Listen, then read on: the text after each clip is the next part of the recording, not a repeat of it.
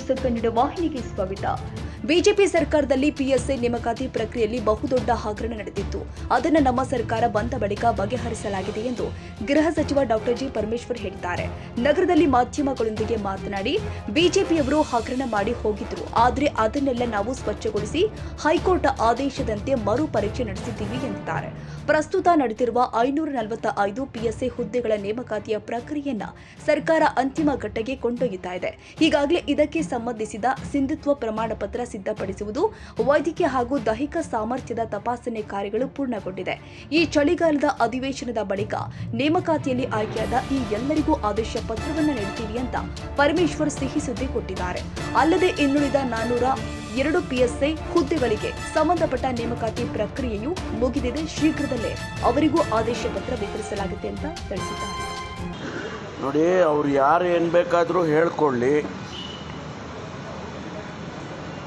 ಕಾಂಗ್ರೆಸ್ ಪಕ್ಷ ಯಾವತ್ತೂ ಕೂಡ ಎಲ್ಲರನ್ನೂ ಕೂಡ ಜೊತೆಯಲ್ಲಿ ಕರ್ಕೊಂಡು ಹೋಗ್ತಕ್ಕಂಥ ಪಕ್ಷ. ಅವರು ಲಿಂಗಾಯತರು ಇರ್ಬೋದು, ಒಕ್ಕಲಿಗರು ಇರ್ಬೋದು, ಯಾವುದೇ ಸಮುದಾಯ ಇರ್ಬೋದು, ಅವರೆಲ್ಲರನ್ನೂ ಒಟ್ಟಿಗೆ. ಈಗ ನಮ್ಮ ಪಕ್ಷದಲ್ಲಿ ಸುಮಾರು ಜನ ಲಿಂಗಾಯತರು ಗೆದ್ದಿದ್ದಾರಲ್ಲ, ನಮ್ಮ ಪಕ್ಷದಲ್ಲಿ ಒಕ್ಕಲಿಗರು ಗೆದ್ದಿದ್ದಾರಲ್ಲ, ಯಾರೂ ಕೂಡ ಆ ರೀತಿ ಭಾವನೆ ನಮ್ಮ ಪಕ್ಷದಲ್ಲಿ ಯಾವುದೂ ಇಲ್ಲ. ಅದು ಅನಾವಶ್ಯಕವಾಗಿ ಭಾರತೀಯ ಜನತಾ ಪಾರ್ಟಿಯ ಮುಖಂಡರುಗಳು ಕಾಂಗ್ರೆಸ್ ಪಕ್ಷವನ್ನು ಲಿಂಗಾಯತರು, ಒಕ್ಕಲಿಗರು ಇವರ ವಿರುದ್ಧ ಅಂತಕ್ಕಂಥದ್ದನ್ನು ಒಂದು ನ್ಯಾರೇಟಿವನ್ನು ಸೃಷ್ಟಿ ಮಾಡೋಕ್ಕೆ ಹೊರಟಿದ್ದಾರೆ. ಅದು ನಮಗೂ ಗೊತ್ತಿದೆ, ಅದು ಅವ್ರು ಏನಕ್ಕಾಗಿ ಮಾಡ್ತಾ ಇದ್ದಾರೆ, ರಾಜಕಾರಣಕ್ಕಾಗಿ ಮಾಡ್ತಾ ಇದ್ದಾರೆ ಅನ್ನುವಂಥದ್ದು. ಹಾಗಾಗಿ ನಾವು ಯಾವುದೇ ಸಮುದಾಯದ ವಿರೋಧ ಇಲ್ಲ, ಎಲ್ಲರನ್ನೂ ಒಟ್ಟಿಗೆ ತೊಗೊಂಡು ಹೋಗಬೇಕಂಥದ್ದೇ ಕಾಂಗ್ರೆಸ್ಸಿನ ಧ್ಯೇಯೋದ್ದೇಶ. ಅದರಿಂದ ಅವ್ರು ಹೇಳ್ತಕ್ಕಂಥದ್ದು ಸರಿ ಇಲ್ಲ, ಸತ್ಯಕ್ಕೆ ದೂರವಾಗಿರ್ತಕ್ಕಂಥ ಮಾತು. ಕೇಂದ್ರ ಸರ್ಕಾರ ಒನ್ ನೇಷನ್ ಒನ್ ಎಲೆಕ್ಷನ್ ತರ್ತಾ ಇದೆ, ತಮ್ಮ ಅಭಿಪ್ರಾಯ? ಅಲ್ಲ, ಈಗಾಗಲೇ ಅದರ ಬಗ್ಗೆ ಚರ್ಚೆಗಳಾಗ್ತಾ ಇದೆ, ಇನ್ನೂ ಹೆಚ್ಚಿನ ಚರ್ಚೆಗಳಾಗಬೇಕು. ಯಾಕೆಂದರೆ ಒನ್ ನೇಷನ್ ಒನ್ ಎಲೆಕ್ಷನ್ ಅನ್ನುವಂಥದ್ದು ಪ್ರಧಾನಮಂತ್ರಿಗಳನ್ನು, ಮುಖ್ಯಮಂತ್ರಿಗಳು, ನಾನು, ಡೆಪ್ಯೂಟಿ ಚೀಫ್ ಮಿನಿಸ್ಟ್ರು ಶಿವಕುಮಾರ್ ಅವರು ನಾವು ಭೇಟಿ ಮಾಡಿದ್ದು. ಈ ವಿಷಯದಲ್ಲಿ ಅವರು ಪ್ರಸ್ತಾಪ ಮಾಡಿದರು ನಮ್ಮ ಹತ್ರ, ಯಾವ ಉದ್ದೇಶಕ್ಕಾಗಿ ನಾವು ಈ ಒನ್ ನೇಷನ್ ಒನ್ ಎಲೆಕ್ಷನ್ ಮಾಡಬೇಕು ಅಂತಿದ್ದೇವೆ.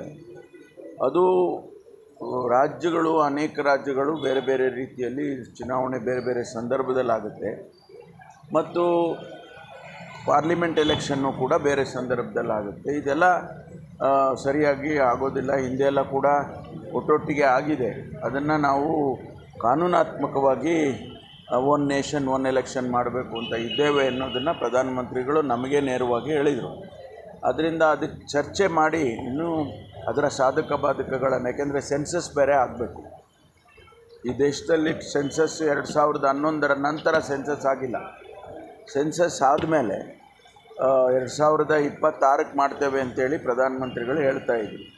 ಅದಾದಮೇಲೆ ಮಹಿಳಾ ಮೀಸಲಾತಿ ಆಗಬೇಕು, ಡಿಲಿಮಿಟೇಷನ್ ಆಗಬೇಕು ಮೊದಲು. ಆ ಡಿಲಿಮಿಟೇಷನ್ ಆದಮೇಲೆ ಮಹಿಳಾ ಮೀಸಲಾತಿ ಆಗಬೇಕು. ನಂತರ ಈ ಒನ್ ನೇಷನ್ ಒನ್ ಎಲೆಕ್ಷನ್ದು ಪ್ರಸ್ತಾಪ ಬರುತ್ತೆ ಅಂತೇಳಿ ನಮ್ಮ ಹತ್ರ ಚರ್ಚೆ ಮಾಡುವಾಗ ಪ್ರಧಾನಮಂತ್ರಿಗಳು ಹೇಳಿದರು. ಹಾಗಾಗಿ ಅದರ ಮುಂದಿನ ಭಾಗ ಏನಾಗುತ್ತೆ ಅಂತ ಕಾದು ನೋಡೋಣ.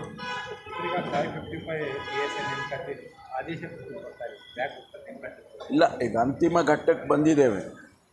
545 PSIದು ತಮಗೆಲ್ಲ ಗೊತ್ತಿದ್ದಾಗೆ ಬಹುದೊಡ್ಡ ಹಗರಣ ಆಯಿತು ಭಾರತೀಯ ಜನತಾ ಪಾರ್ಟಿಯ ಸರ್ಕಾರದ ಸಂದರ್ಭದಲ್ಲಿ. ಅದು ಆದಮೇಲೆ ಅದನ್ನೆಲ್ಲ ಈಗ ನಾವು ಸಾಲ್ವ್ ಮಾಡಿ, ನಂತರ ರೀ ಎಕ್ಸಾಮ್ ಮಾಡಿ ಕೋರ್ಟಿನ ಆದೇಶದ ಪ್ರಕಾರ ಈಗ ಅವರಿಗೆ ವೆರಿಫಿಕೇಷನ್ಸ್ ಮಾಡಿ, ಸಿಂಧುತ್ವ ವೆರಿಫಿಕೇಷನ್ಸ್ ಮಾಡಿ ಅಂತಿಮ ಘಟ್ಟದಲ್ಲಿದ್ದೇವೆ. ಬಹುಶಃ ಈ ಸೆಷನ್ ಆದಮೇಲೆ ನಾವು ಅವರಿಗೆ ಆದೇಶಗಳನ್ನು ಕೊಡ್ತೇವೆ.